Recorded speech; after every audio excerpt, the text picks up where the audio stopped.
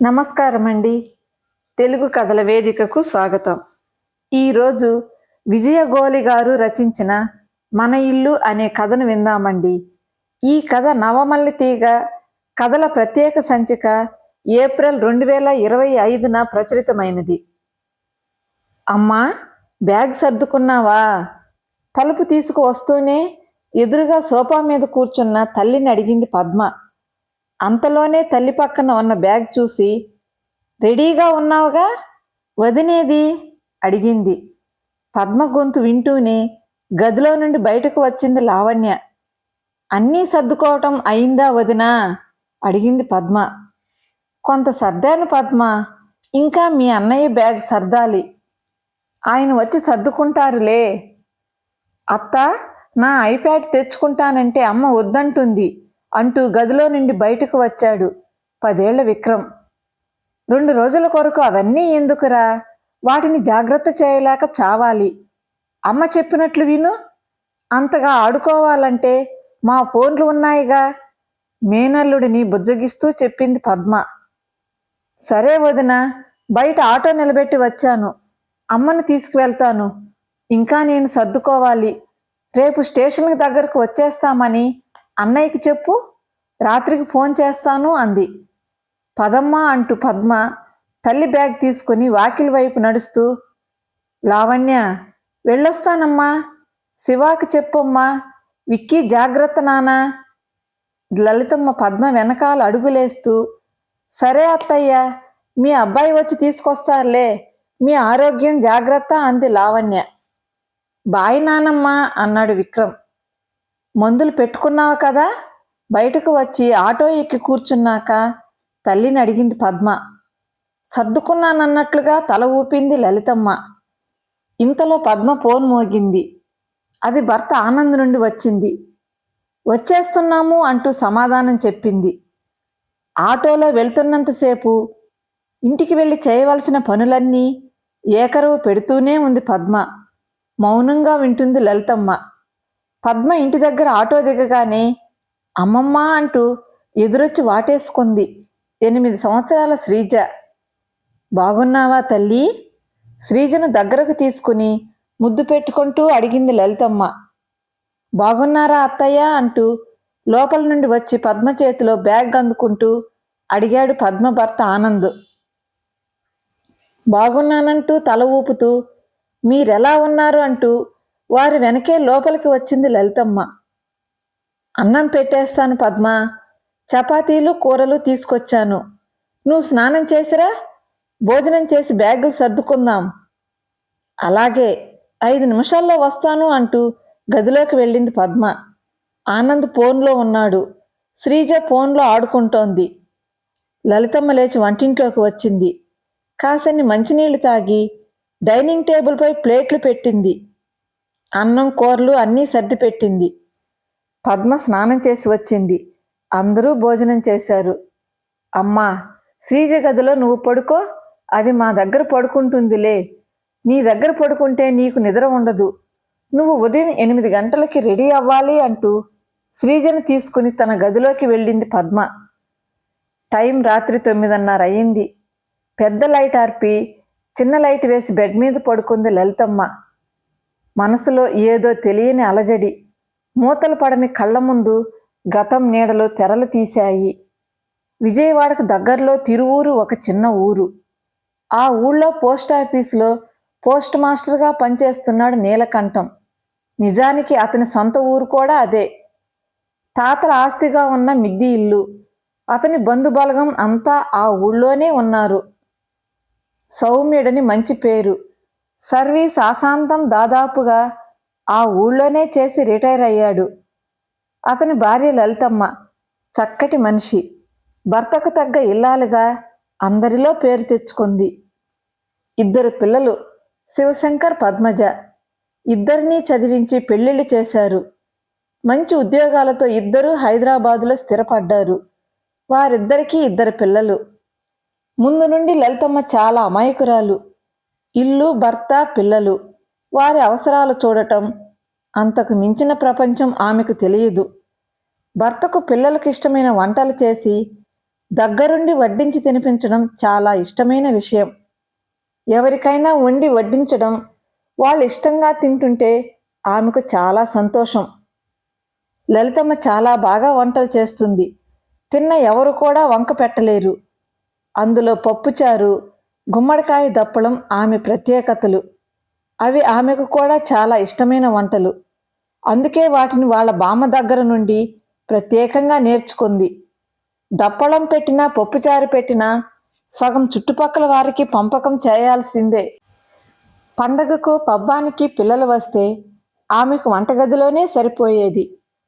కొడుకు కూతురే కాదు, అల్లుడు కోడలు కూడా ఆమె వంటలంటే చాలా ఇష్టపడేవారు. మళ్ళీ వెళ్ళేటప్పుడు ఎవరికిష్టమైన పిండి వంటలు వారికి చేసి డబ్బాలకు సర్ది పంపేది. నీలకంఠం రిటైర్ అయిన తర్వాత కూడా వారిద్దరూ చాలా సంతోషంగా గడిపేవారు. పిల్లలే ఎక్కువగా వచ్చి వెళ్ళేవారు. పిల్లలు హైదరాబాదులో స్థిరపడ్డాక రమ్మని ఎన్నిసార్లు పిలిచినా వెళ్ళలేదు. మనవడు మనవరాలు పుట్టినప్పుడు మాత్రమే వెళ్ళి 2 నెలలు కూడా ఉండి వచ్చారు. అన్నీ సవ్యంగా జరిగితే అనుకోవాల్సిన పని లేదు కదా. 2 సంవత్సరాల క్రితం నీలకంఠం ఆకస్మికంగా గుండెపోటుతో మరణించాడు. లలితమ్మ ఒంటరి అయిపోయింది. బంధువులంతా అండగా నిలబడ్డారు. పిల్లలు తమతో రమ్మన్నారు. కొద్ది రోజులు ఇక్కడే ఉంటానంది లలితమ్మ. కానీ ఎక్కువ రోజులు ఒక్కతే ఉండలేకపోయింది. కొడుకు శివ వచ్చి హైదరాబాద్ తీసుకెళ్ళాడు. అప్పటి వరకు ఒకలా ఉన్న జీవితం మరోలా మారిపోయింది. మార్పుకు అలవాటు పడటం కష్టమైంది. ఏదో ఊపిరాడిన పరిస్థితి. ఏ పని లేదు. వంట చేద్దామని వెళ్ళినా కోడలు వద్దత్తయ్యా, నేను చేస్తాను, మీరు రెస్ట్ తీసుకోండి, టీవీ చూడండి అనేది. కోడలు కూడా ఉద్యోగం చేస్తుంది. ఉదయాన్నే వంట చేసి భర్తకు, కొడుకుకు తనకు బాక్సులు పెట్టేసి మిగిలిన అన్నం కూరలు టేబుల్ మీద పెడుతుంది. కాఫీ పెట్టి ఫ్లాస్క్లో పోసి పెడుతుంది. ఉదయం టిఫిన్ ఇడ్లీనో ఉప్మానో, లేకుంటే 2 బ్రెడ్ ముక్కలు కాల్చి అక్కడ పెడుతుంది. అవి లలితమ్మ కొరకు. ఇవన్నీ చాలా వింతగా కొత్తగా అనిపిస్తున్నాయి. లావణ్య ఉండగానే పని మనిషి వచ్చి పని పూర్తి చేసి వెళుతుంది. ఎప్పుడైనా పని మనిషి రాకపోతే ఆ పని చేయటం తన వంతయింది. అది తనే తీసుకుంది. ఆ రోజు చాలా సంతోషంగా అనిపించేది పని చేసినందుకు. సాయంకాలం ఆఫీసు నుండి వచ్చి వాషింగ్ మిషన్ వేస్తుంది. అప్పుడు రాత్రికి చపాతీలు చేస్తుంది. లేకుంటే ఒక్కోసారి వస్తూనే చపాతీలు కూర కొనుక్కొస్తుంది. అక్కడికి లలితమ్మ వంట నేను చేస్తానమ్మా, అన్ని పనులు నువ్వే చేసుకుంటున్నావు, నాకు ఏమీ తోచటం లేదు, కనీసం సాయంత్రం చపాతీలు చేస్తానని అన్నా లావణ్య ఒప్పుకోలేదు. పర్వాలేదు, ఇన్నాళ్ళు మీరు చేశారు, ఇప్పుడు రెస్ట్ తీసుకోండి అంటూ తేలిగ్గా తీసేసేది. ఆఫీసు నుండి వచ్చేటప్పుడు కొడుకును స్కూల్ నుండి తీసుకొస్తుంది. దారిలో వాడికి కావాల్సినవి కొనిపించి తీసుకొస్తుంది. శివకు అసలు తినటానికి కూడా సమయం లేనంతగా వాడి ఉద్యోగం. ఉదయం 9 గంటలకు ఇంటి నుండి వెళితే రాత్రి 9కో 10కో వస్తాడు. చల్లగా అయిన ఆ చపాతీలు తిని 2 నిమిషాలు తల్లిని పలకరించి గదిలోకి వెళ్ళిపోతాడు. వీళ్ల దినచర్యలు చూస్తుంటే లలితమ్మకు చాలా అసహనంగా ఉండేది. అయినా చూస్తూ ఊరుకోవటం తప్ప ఏమీ చేయలేని పరిస్థితి. ఇంట్లో జంతికలు లాంటివి చేస్తాను అన్నా వద్దంటూ అవి కూడా షాపుల్లో కొని తెచ్చేది. ఆదివారాలు అందరూ నిద్రలేవడమే 11 అవుతుంది. పోనీలే అని 1-2 సార్లు తనే కల్పించుకుని వంటలు చేసినా ఆదివారాలు వంటలు వద్దులే అత్తయ్యా, విక్కీ బయటకు తీసుకెళ్ళమని గొడవ చేస్తాడు. లేదంటే ఏదో ఆర్డర్ చేసుకుందాం, అంత హెవీగా నూనెలు అవి తగ్గించుకుంటే మంచిది అనేది. లలితమ్మకు అర్థమైంది, అది వరకులా వంటలు చేయటం కుదరదని, వారి జీవనశైలి మారిందని. తనకి కూడా నోరు చచ్చిపోయింది. ఏమి తింటుందో కూడా తెలియకుండా ఆకలి తీర్చుకుంటుంది. నెలకొకసారి పద్మ ఆఫీసు నుండి వెళ్తూ వచ్చి వాళ్ళింటికి తీసుకెళ్తుంది. అక్కడ కూడా ఇదే తంతు. శ్రీజ తినదంటూ ప్రతిరోజు ఏదో ఒక ఆర్డర్. కాకపోతే అల్లుడు ఆనంద్కు మాత్రం సాయంకాలం అన్నం కూర ఉండాల్సిందే. అక్కడ చేద్దామని వెళ్ళినా నువ్వు వద్దులే అమ్మా, నూనె తక్కువ వేయాలి, ఆయనకు నచ్చదు, నేనే చేస్తాను అనేది. ఆశ్చర్యపోయింది లలితమ్మ. అత్తయ్య, మీ వంటలు పద్మకి నేర్పండి. అత్తయ్య, అది చెయ్యండి, ఇది మీరు బాగా చేస్తారు అని అడిగి చేయించుకునే అల్లుడికి నువ్వు చేస్తే నచ్చవు అనే కూతురు మాట నవ్వు తెప్పించింది. వాళ్ళ అంతరంగాలు అర్థమైన నాటి నుండి మౌనంగా ఉంటుంది. ఒక విషయంలో చాలా ఆనందంగా ఉండేది. అందరిలా కాకుండా అన్నా చెల్లెళ్ళ మధ్య, వదినా మరదళ్ల మధ్య మంచి సాన్నిహిత్యం ఉంది. ఈ విషయంలో ఆమెకు చాలా మనశ్శాంతి. ఒక విషయంలో మనసులో ఎప్పుడూ మదన పడుతుంది. తనే పోయి తన భర్త బ్రతుకుంటే ఇప్పుడు ఆయన పరిస్థితి ఎలా ఉండేది? ఆయన అసలే భోజన ప్రియుడు. ఆ విషయంగా దేవుడికి కృతజ్ఞతలు చెప్పుకుంటుంది. అలాంటి మగవారు ఎలా ఉంటారు? నాలాంటి వారు చాలామందే ఉండి ఉంటారు. తను ఎక్కువగా ఆలోచిస్తుంది. సొరకాయ, మునక్కాయ ముక్కలు వేసిన పప్పుచారు తిని ఎన్నాళ్ళయిందో. ఒక 2-3 సార్లు ఏమైనా చేసిందేమో లావణ్య. అందులో ఏమీ ఉండవు. అసలు విషయానికి వస్తే అన్నా చెల్లెళ్ళ కుటుంబాల ఇంకా కొందరు స్నేహితులు కలిసి వారం రోజులు కేరళ ట్రిప్ వెళ్తున్నారు. ముందు తీసుకెళ్దామని ఆలోచించారు, కానీ చాలా దూరాలు నడవవలసి ఉంటుందని వద్దనుకున్నారు. ఒక్కదాన్ని ఇంట్లో ఉంచటం కూడా సబబు కాదనిపించింది. ఆలోచిస్తున్నప్పుడు పద్మ స్నేహితురాలు చెప్పింది, పద్మ వాళ్ళింటికి దగ్గరలోనే ఒక ఓల్డేజ్ హోమ్ ఉందని, అందులో టెంపరీగా కూడా ఉండవచ్చని. డబ్బు తీసుకుని అన్ని వస్తువులు కల్పిస్తారు. మనం వచ్చే వరకు జాగ్రత్తగా చూసుకుంటారని చెప్పింది. మర్నాడు పద్మ వెళ్ళి మాట్లాడి వారం రోజుల కొరకు డబ్బు కట్టి వచ్చింది. రేపు ఉదయం అక్కడికి వెళ్ళటానికి రెడీగా ఉండమని చెప్పింది. ఉదయమే 8 గంటలకు లలితమ్మను తీసుకుని హోం దగ్గరకు వచ్చింది పద్మ. లలితమ్మను మేనేజర్ దగ్గరకు తీసుకెళ్ళింది. మీరు మీ ఇంట్లో ఉన్నట్టే ఉండొచ్చమ్మా. ఇక్కడ అందరూ ఒక కుటుంబంలా కలిసి ఉంటారు. మీకు ఎలాంటి ఇబ్బంది ఉన్నా మాకు చెప్పండి అంటూ లలితమ్మ భుజం మీద చేయి వేసి ఆదరంగా మాట్లాడారు. మీ అమ్మ గురించి మీరు దిగులు పడనక్కర్లేదు.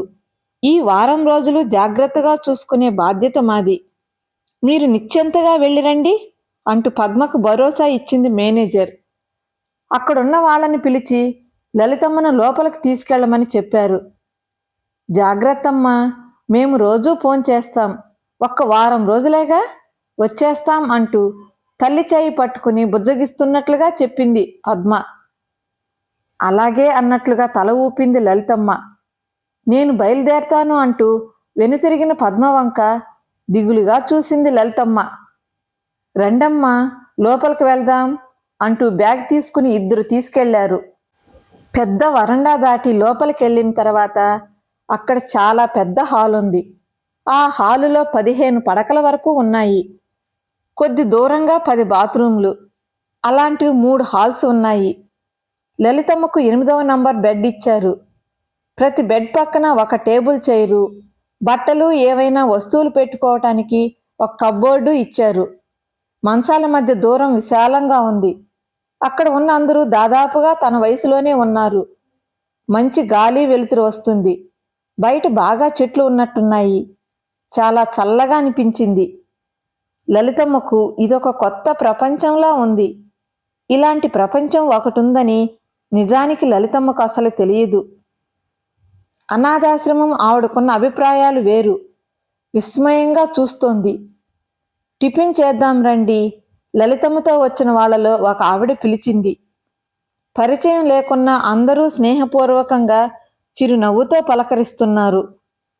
నా పేరు సుమన, మీ పేరు ఏంటి అడిగింది ఆవిడ డైనింగ్ వైపు నడుస్తూ. నా పేరు లలిత చెప్పింది లలితమ్మ. అందరూ చాలా స్నేహంగా ఉన్నారు.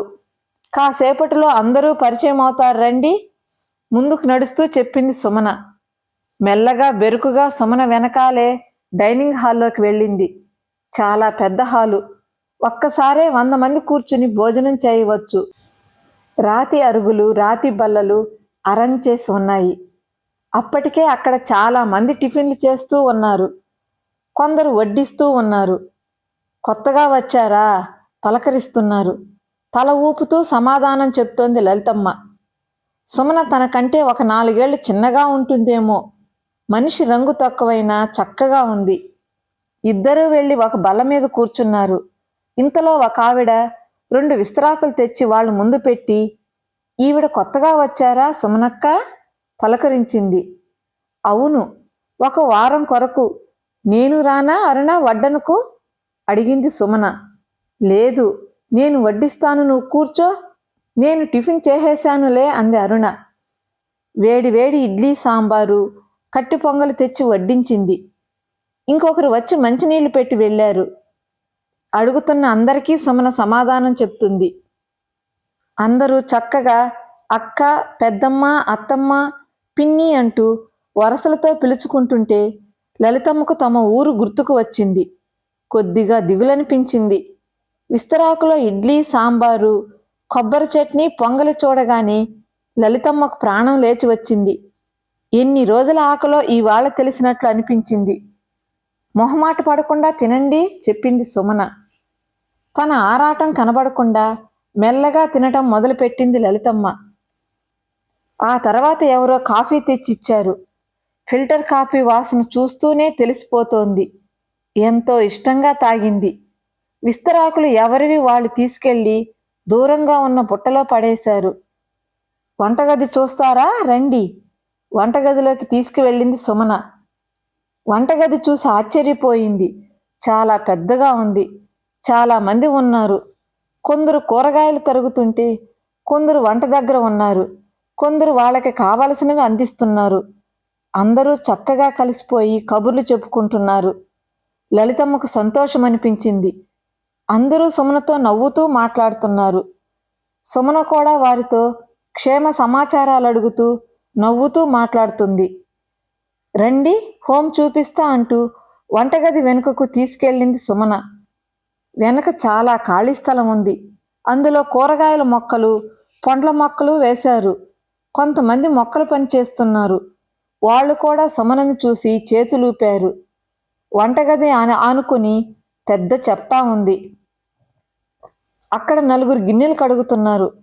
మంచినీళ్లకు సపరేటుగా ఉన్నాయి. వెనక వైపు నుండి ముందు గార్డెన్లోకి తీసుకెళ్ళింది. ముందు వైపంతా రకరకాల పూల మొక్కలు. వాటి మధ్యలో అక్కడక్కడా కూర్చోడానికి సిమెంట్ బెంచీలు వేసి ఉన్నాయి. ఆ మధ్యలో ఒక మండపం లాంటిది ఉంది. అక్కడ భగవద్గీత చెప్తున్న కృష్ణుడు, అర్జునుడి బొమ్మ ఉంది. హోం చుట్టూ సన్నని బాట ఉంది నడవటం కోసం. అక్కడక్కడ బెంచీలపై కూర్చుని చదువుకుంటున్నారు. మెల్లగా బెరుకు తగ్గింది లలితమ్మకు. ఎంతమంది ఉంటారిక్కడ అడిగింది. మొత్తం 70 మంది వరకు ఉంటారు. వంటవాళ్ళు 3, పనివాళ్ళు 6 ఉంటారు. వాళ్ళు సాయంకాలం ఇంటికి వెళ్ళి వస్తుంటారు. మేనేజర్ గారి రూమ్ పక్కనే డాక్టర్ గారి రూము. 24 గంటలు 2 డాక్టర్లు ఉంటారు చెప్పింది సుమన. ఈ హోం ఎవరు చూస్తారు అడిగింది లలిత. రాజుగారని పెద్ద వ్యాపారవేత్త. వాళ్ళ అమ్మగారి పేరు మీద పెట్టారు. ఆవిడ పేరు రాజ్యలక్ష్మి. రిజిస్ట్రేషన్లో మాత్రమే ఉంటుంది, కానీ హోం పేరు మన ఇల్లు. వారానికి ఒకసారి వచ్చి వెళ్తుంటారు. ఇక్కడ ఎవరికి నచ్చిన పని వారు చేస్తుంటారు. అందరూ 60 సంవత్సరాలు పైబడిన వారే. కాకపోతే నెలకి కనీసం 5,000 నుండి ఇవ్వగలిగిన వారు ఇచ్చినంత తీసుకుంటారు. కొంతమందికి ఏమీ లేకుండా కూడా ఉంటారు, వారి పరిస్థితిని బట్టి.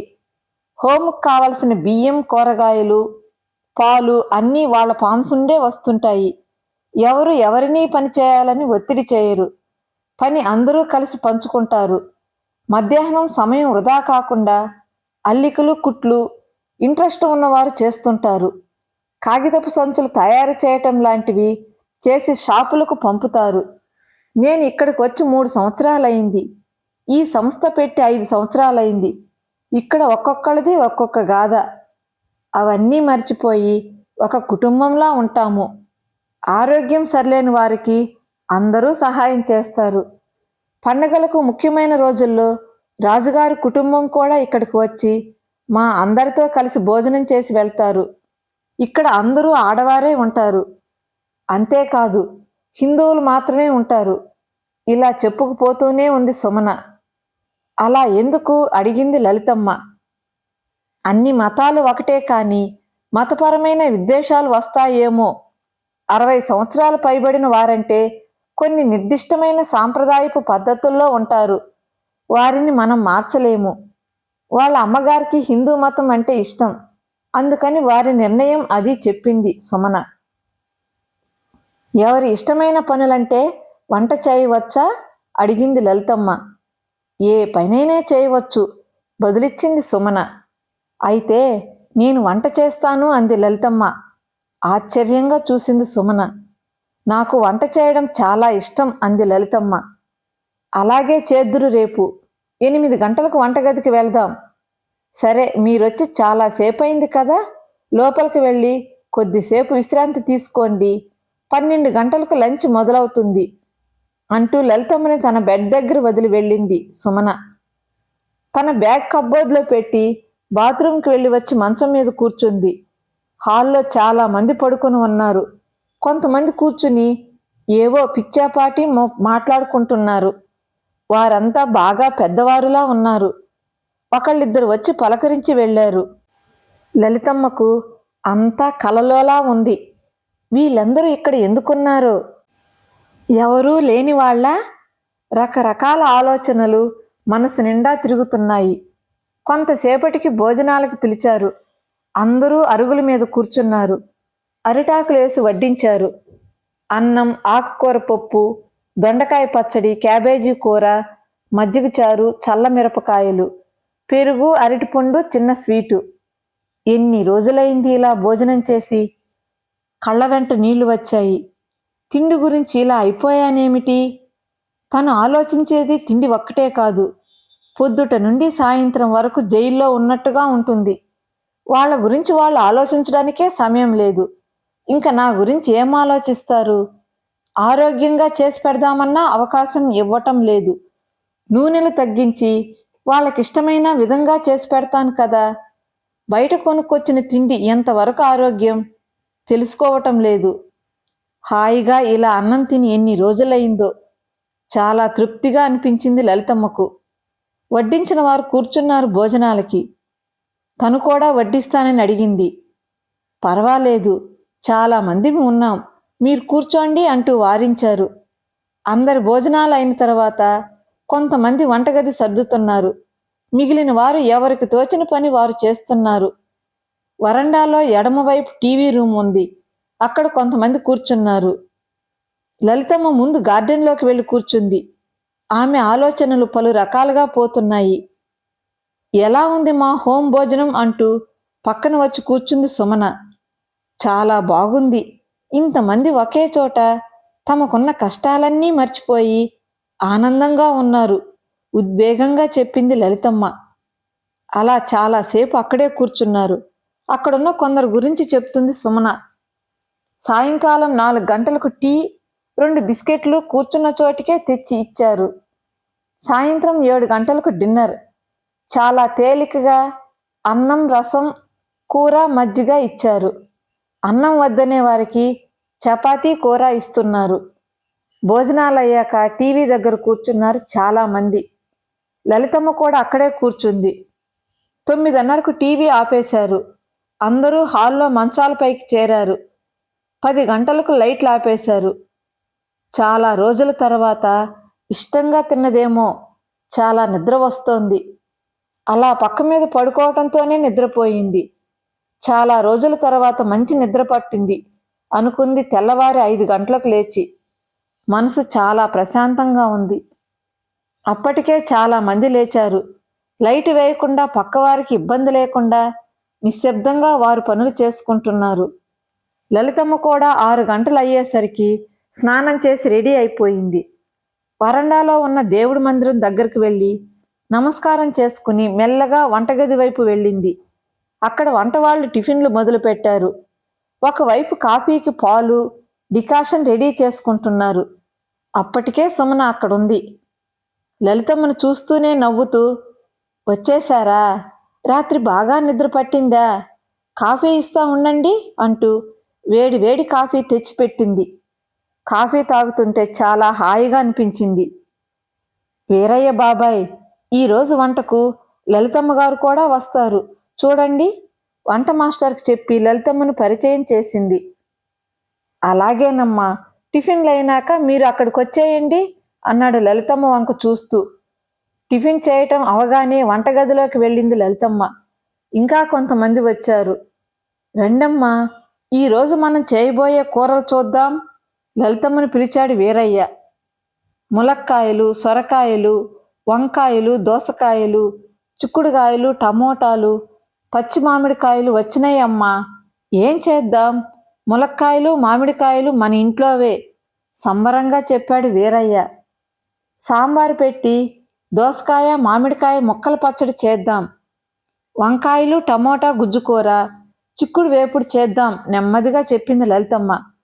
అక్కడ ఉన్న వాళ్ళందరూ మెనూ బాగుందంటూ పని మొదలు పెట్టారు. లలితమ్మ పొయ్యి దగ్గర వీరయ్య సాయంతో చాలా తొందరగా కూడా వంట చేసేశారు. దాదాపుగా అన్నీ లలితమ్మే చేసింది. ఆ రోజు వడ్డను కూడా చేసింది లలితమ్మ. ఆ రోజు అందరూ వంటలు బాగా మెచ్చుకున్నారు. సాంబారు చాలా బాగుందని తిన్న తర్వాత అందరూ వచ్చి చెప్తుంటే లలితమ్మకు వెనుకటి రోజులు గుర్తుకు వచ్చాయి. కళ్ళ వెంట నీళ్లు తిరిగాయి. అమ్మా, మీరింత రుచిగా చేస్తే ఇంక నా వంటలు ఎవరూ తినరమ్మా. నవ్వుతూ వీరయ్య కూడా మెచ్చుకున్నాడు. నిజానికి వీరయ్య కూడా మంచి వంట మనిషి. భయపడుకులే బాబాయ్, లలితమ్మ ఈ 4 రోజులే ఉండేది అంది సుమన. అందరికీ చిరునవ్వే సమాధానం అన్నట్లు నవ్వింది లలితమ్మ. ఈ 4 రోజుల్లో అందరితో కలిసిపోయింది. తను ఎక్కువ మాట్లాడకపోయినా మాట్లాడుతుంటే వినటం, నవ్వటం చేస్తుంది. రోజు మొత్తంలో ఏదో ఒక సమయంలో వంటగదిలో తన ప్రావీణ్యం చూపుతోంది. 5 రోజులు చాలా బాగా గడిచాయి. రేపు వెళ్ళిపోవాలి. ఉదయం 8 గంటలకు పద్మ వస్తుంది తనని తీసుకెళ్లటానికి. తెలియని ఏదో బాధ మనసులో. ఆ రాత్రి సరిగా నిద్ర పట్టలేదు. చాలా అలజడిగా ఉంది. ఉదయం 6 గంటలకు రెడీ అయిపోయింది. ఎప్పటిలానే వంటగదిలోకి వెళ్ళింది. ఈరోజు మీరు వెళ్తున్నారటగా సుమనమ్మ చెప్పింది. అమ్మ తోట పని దగ్గర ఉందనుకుంటా. వస్తారులే, మంచి కాఫీ ఇస్తాను అంటూ కాఫీ తెచ్చి ఇచ్చి అప్పుడప్పుడు వస్తూ ఉండండి, మనసుకు బాగుంటుంది అన్నాడు వీరయ్య. కాఫీ తీసుకుంటూ చిరునవ్వుతో అలాగే అన్నట్లుగా తల ఊపింది లలితమ్మ. అందరూ పలకరిస్తున్నారు. అప్పుడప్పుడు రండి అని చెప్తున్నారు. అన్యమనస్కంగానే టిఫిన్ చేసి ఆఫీస్ దగ్గరికి వెళ్ళింది. రెడీ అయ్యారా? మేనేజర్ నవ్వుతూ పలకరించింది. తల ఊపుతూ నవ్వుతూ కూర్చుంది లలితమ్మ. సుమన వచ్చింది. రాత్రి నిద్రపోలేదా? అలసటగా కనిపిస్తున్నారు అడిగింది సుమన. మీ అందరూ బాగా అలవాటైపోయారు. వెళ్ళాలంటే కొంచెం బాధగా ఉంది అంది లలితమ్మ. అవును, మాకు అలాగే ఉంది. అప్పుడప్పుడు వస్తూ ఉండండి చెప్పింది సుమన. వెళ్దామా అంటూ ఇంతలో పద్మ వచ్చేసింది. మేనేజర్ గారిని కలిసి వస్తా అంటూ మేనేజర్ రూంలోకి వెళ్ళింది. కాసేపటిలో బయటకు వచ్చి తల్లితో వెళ్దామా అంది. తల ఊపుతూ ఇప్పుడే వస్తాను అంటూ లోపలికెళ్ళి అందరికీ చెప్పి వచ్చింది లలితమ్మ. కొద్ది రోజుల్లోనే బాగా అలవాటయ్యారు. అప్పుడప్పుడు రండి లలితమ్మ చెయ్యి పట్టుకుని మరీ చెప్పింది సుమన. పద్మతో కలిసి వెళ్ళి ఆటోలో కూర్చుంది. ట్రిప్ బాగా జరిగిందా అడిగింది లలితమ్మ. చాలా బాగా జరిగిందమ్మా. పిల్లలు బాగా ఎంజాయ్ చేశారు. నీకెలా ఉంది? ఇబ్బందిగా ఏమీ లేదుగా అడిగింది పద్మ. అలాంటిదేమీ లేదు, అందరూ మంచివాళ్ళు చెప్పింది లలితమ్మ. సాయంకాలం అన్నయ్య, వదిన, విక్కీ మనింటికే వస్తామన్నారు. వచ్చి భోజనం చేసి నిన్ను తీసుకుని వెళ్తామన్నారు అంది పద్మ. విని మౌనంగా ఉంది లలితమ్మ. ఆ సాయంత్రం శివ వాళ్ళు వచ్చారు. అందరూ కలిసి భోజనాలు చేశారు. భోజనం చేస్తున్నంతసేపు ట్రిప్ విశేషాలు మాట్లాడుతూ ఉన్నారు. ఆ తర్వాత అందరూ ముందు హాల్లో కూర్చున్నారు. శ్రీజ విక్కీ రూంలో ఏవో గేమ్స్ ఆడుకుంటున్నారు. అమ్మా, వెళ్దామా అడిగాడు శివ. నేను మీతో కొంచెం మాట్లాడాలి శివ సందిగ్ధంగా అంది లలితమ్మ. అందరూ ఆశ్చర్యంగా లలితమ్మ వంక చూశారు. ఏమిటమ్మా, హోంలో ఏమైనా ఇబ్బంది కలిగిందా? ఆరోగ్యం బాగానే ఉంది కదా? ఆశ్చర్యం నుండి సర్దుకుని అడిగాడు శివ. అలాంటిదేమీ లేదు, నా ఆరోగ్యం చాలా బాగుంది. మరేం లేదు, నేను హోంలో ఉండిపోదామనుకుంటున్నాను మెల్లగా చెప్పింది లలితమ్మ. సరిగా విన్నామా అన్నట్లుగా ఆమె వంక చూశారు అందరూ. అవును, నేను హోంలో ఉండిపోదామనుకుంటున్నా, ఈసారి గట్టిగా చెప్పింది. నేను చెప్పేది శాంతం వినండి. మీ వలన నాకు ఎలాంటి ఇబ్బంది లేదు. మీలాంటి బిడ్డలు అందరికీ దొరకరు. అది నా అదృష్టం. ఎందుకో ఆ హోంకి వెళ్ళిన దగ్గర నుండి నేను పోగొట్టుకున్నదేదో నాకు దొరికిందనిపించింది. కొన్నాళ్ళు నేను అక్కడ ఉంటాను. ఏ మాత్రం బాధగా ఉన్నా మీ దగ్గరికే వస్తాను. నాకు మాత్రం ఎవరున్నారు? నన్ను అర్థం చేసుకోండి. మీ మీద నాకెలాంటి కోపం లేదు. మీరందరూ పనులకు వెళ్ళిపోతే చాలా ఒంటరిగా అనిపిస్తుంది చెప్తూనే ఉంది లలితమ్మ. ఏంటమ్మా ఇది? మేముండగా నువ్వు హోంకి వెళ్ళటం ఏమిటి? తప్పక వారం రోజులు పంపాం, అంతేగాని అలా కుదరదు గట్టిగా అంది పద్మ. అవునమ్మా, అందరూ ఏమనుకుంటారు? వారం రోజులు నిన్ను అక్కడ ఉంచడానికి ఎంత బాధ అనిపించిందో తెలుసా? సౌమ్యంగా చెప్పాడు శివ. లావణ్య, ఆనంద్ మౌనంగా వారి సంభాషణ వింటున్నారు. ఎవరో అనుకుంటారనే మాట అనకు శివ. మన మధ్య అర్థం చేసుకునే అనుబంధం ఉన్నప్పుడు ఎవరి గురించో మనం ఎందుకు ఆలోచించాలి? నాకు అక్కడ బాగుంది, సంతోషంగా ఉంది. ఇక్కడ లేదని కాదు. వేరుగా ఆలోచించకండి, నా గురించి ఆలోచించండి. కొద్ది రోజులు ఉండి చూస్తాను అంది లలితమ్మ. ఆమె స్వరంలో గట్టి నిర్ణయం కనిపించింది లావణ్యకు. ఆమె వేదన అర్థమైంది. చాలాసేపు వాదన జరిగిన తర్వాత అన్నా చెల్లెళ్ళు కొంచెం మెత్తబడ్డారు. లావణ్య, ఆనంద్ కూడా దగ్గరే కదా, కొద్ది రోజులు చూద్దామన్నట్లుగా లలితమ్మను సపోర్ట్ చేశారు. లలితమ్మకు చాలా ఆనందం వేసింది. పిల్లలు అసలు ఒప్పుకోరు అనుకుంది, కానీ ఒప్పుకున్నారు. లావణ్య అర్థం చేసుకోగలదు. ఆనంద్ కూడా వాస్తవం ఆలోచిస్తాడు. ఏమైతేనేం అందరూ ఒప్పుకున్నారు. సరే, అయితే ఈ రాత్రికి ఇక్కడే ఉండి రేపు అమ్మని హోం దగ్గర దింపి వెళ్దురు గాని చెప్పింది పద్మ. ఆ రాత్రికి అందరూ అక్కడే పడుకున్నారు. విక్కీ, శ్రీజ లలితమ్మ దగ్గర పడుకున్నారు. లలితమ్మకు చాలా సంతోషంగా ఉంది. ఎప్పుడు తెల్లవారుతుందా అని ఎదురు చూస్తూ పడుకుంది. ఉదయమే పద్మ హోమ్ మేనేజర్కి ఫోన్ చేసి లలితమ్మ నిర్ణయం గురించి చెప్పింది. ఆమె ఆనందంగా తీసుకురమ్మని చెప్పింది. ఉదయం 11 గంటలకు అందరూ హోం దగ్గరకు వెళ్లారు. విషయం తెలిసిందేమో సుమన, అరుణ ఇంకా కొంతమంది ఎదురొచ్చారు. మేనేజర్ ముందుకొచ్చి నవ్వుతూ స్వాగతం పలికింది. లలితమ్మ గారు 4 రోజులకే అందరికీ ఇష్టలైపోయారు. నిన్న వెళ్తుంటే చాలా బాధగా అనిపించింది. అందరి వంక చూస్తూ చెప్తుంది మేనేజరు. మీ అమ్మగారి గురించి మీరు దిగులు పడవలసిన పని లేదు. మీరు ఎప్పుడు కావాలంటే అప్పుడు రావచ్చు. మీ అమ్మగారిని తీసుకువెళ్ళవచ్చు. ఇక్కడ ఉన్న వాళ్ళందరూ ఎవరి బలవంతం మీద వచ్చిన వారు కాదు. వాళ్ళ ఇష్టప్రకారం ఉంటున్నవారే వివరించినట్లుగా చెప్పింది మేనేజర్. భోజనాలు రెడీగా ఉన్నాయి. అందరూ భోజనాలకు రండి పిలిచింది సుమన. అందర్నీ భోంచేసి వెళ్ళమని ఒత్తిడి చేశారు అందరూ డైనింగ్ హాల్లోకి వచ్చారు. బల్లలపై అరిటాకుల్లో వడ్డించిన పదార్థాలు చూడగానే అత్తగారు ఏం మిస్ అవుతున్నారో అర్థమైంది లావణ్యకు. క్షమించండి అత్తయ్య, మిమ్మల్ని అర్థం చేసుకోలేకపోయాను. ఆవిడ దగ్గరగా వచ్చి భుజం మీద తలవాల్చి చెప్పింది లావణ్య. పిచ్చిదానా, ఇందులో క్షమాపణ ఏమీ లేదు. నన్ను అర్థం చేసుకున్నావు, నాకు తెలుసు. మీకిష్టమైనట్లుగా తినండి, కానీ ఆరోగ్యంగా తినండి. పిల్లల తిండి అలవాట్లు మార్చండి. మీ కష్టానికి ఫలితం అనారోగ్యం కాకూడదు. సరే పద, భోజనం చేద్దువు గాని అంటూ చేయి పట్టి లావణ్యని తీసుకెళ్ళింది లలితమ్మ. చాలా రోజుల తర్వాత భోజనం చాలా ఇష్టంగా తిన్నారందరూ. భోజనాలయ్యాక లలితమ్మని వదిలి బయలుదేరారు. అందరూ మేనేజర్ గారికి థ్యాంక్స్ చెప్పారు. నేను ప్రతివారం ఇక్కడికే భోజనానికి వస్తాను అత్తయ్య, నవ్వుతూ చెప్పాడు ఆనంద్. అవునవును, అందరం వద్దాం అన్నాడు శివ. దానికేం భాగ్యం, తప్పక రండి అంది సుమన. బయటకు వెళ్ళి తినేదేదో ఇక్కడే తిని ఆ డబ్బులేవో మన ఇంట్లో ఇవ్వండి నవ్వుతూ అంది లలితమ్మ. అవును, ఈ ఐడియా బాగుంది, పద్మ, లావణ్య ముక్త కంఠంతో అన్నారు. వీళ్ళ మాటలు వింటూ నిలబడిన మేనేజర్, నిజమే, ఇదేదో చాలా బాగుంది. ఈ విషయమై రాజుగారితో మాట్లాడాలి. మెరుపులాంటి ఆలోచన వచ్చింది అన్నారు. అలా అనుకున్న మరుక్షణం ఆమె మస్తిష్కంలో మన ఇల్లు అనే పెద్ద బోర్డు నియాన్ లైట్లలో కనిపించింది. మా సెలవులకు ఇక్కడికే వస్తాం అంటూ విక్కీ, శ్రీజ లలితమ్మకు బాయ్ చెప్పారు. వెళ్తూ వెనుతిరిగిన శివ కళ్ళల్లో సన్నని నీటి పొర కనిపించింది లలితమ్మకు. కథ సమాప్తమండి. కథ నచ్చినట్లయితే ఒక చిన్న లైక్ ఇచ్చి మరిన్ని చక్కటి కథల కోసం నా ఛానల్ని సబ్స్క్రైబ్ చేసుకోండి. కథ విన్నందుకు ధన్యవాదాలండి. మరలా మరో చక్కటి కథతో కలుసుకుందామండి.